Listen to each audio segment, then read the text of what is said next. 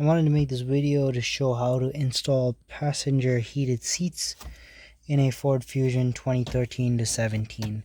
So these seats I have here, these are titanium seats taken from a 2013 Ford Fusion titanium with heated seats.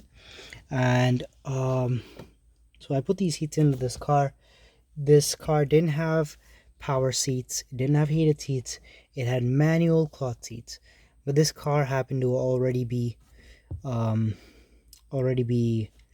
wired with the wiring for the power seats, but it didn't have the wiring for the heated seats.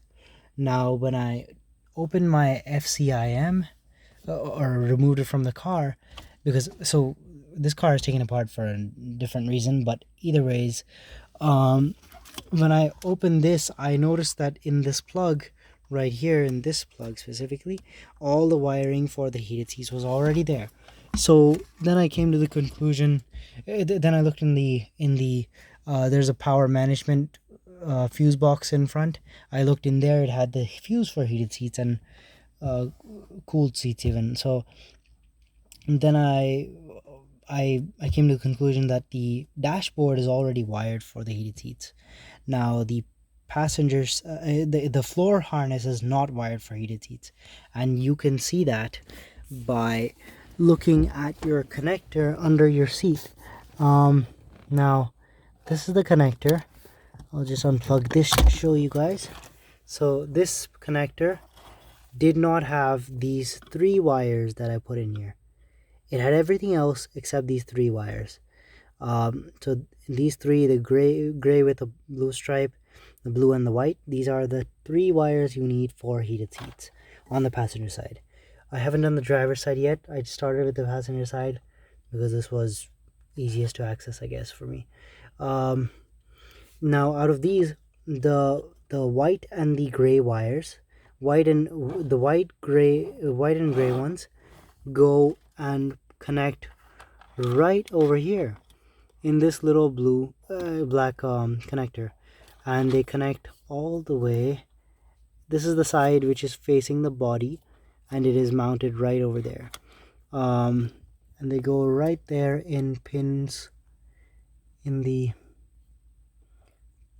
2 pins on the side. So you can see that. I don't know what numbers they are, but you can kind of figure that out by looking at it. So that was easy enough. But when I connected these two wires, it was not getting heated seats. So I realized that there's the third wire, which is this blue wire with a white stripe on it. And this wire actually goes to the driver's side seat. And I have not connected it to the driver's side seat yet, but it still works. And my phone's battery is dying, so the light turned off, but I'll use a flashlight.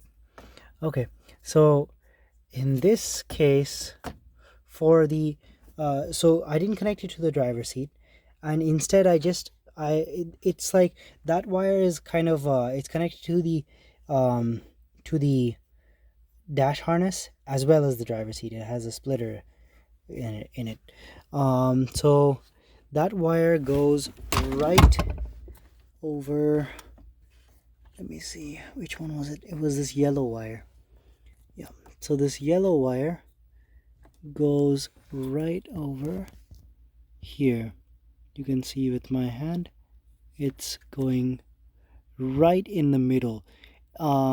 It's the middle of 11 pins, so maybe it must be pin 6. Yeah, pin 6. It goes into pin 6, and I don't think it's the number 6 actually. It's the sixth pin, and this is where it mounts to the car. So it would be this way. So it's the sixth pin on this side, on the side mounting to the car. So it's the middle one right there. So once you have that connected, the passenger side seat works fine. But I haven't done the driver's side yet.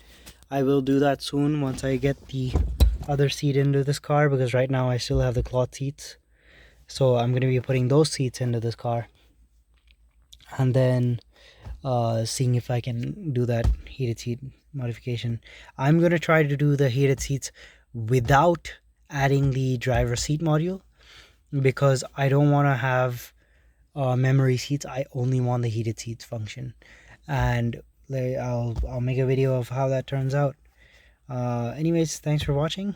I hope this helps someone add heated seats to their car, because I believe all the Fusions are wired in the dashboard for heated seats and in the fuse box, but just the floor harness changes for the options you have. And actually, one thing I learned by taking this apart is that the dash harness already has the heads-up display wiring also for the forward collision warning. There's the if you want all options, just get a body harness from an all options car and you could change everything. But that's a little difficult because you have to go under the back axle and unplug a bunch of stuff there and remove the harness from the fuel tank and everything. So that's a little difficult, but you can do it this way, which is pretty easy. Once you know what you're doing, you do one modification and you can do all of them because you've got the hang of it by then. But yeah, I hope this helps someone. Thanks for watching, and remember to subscribe.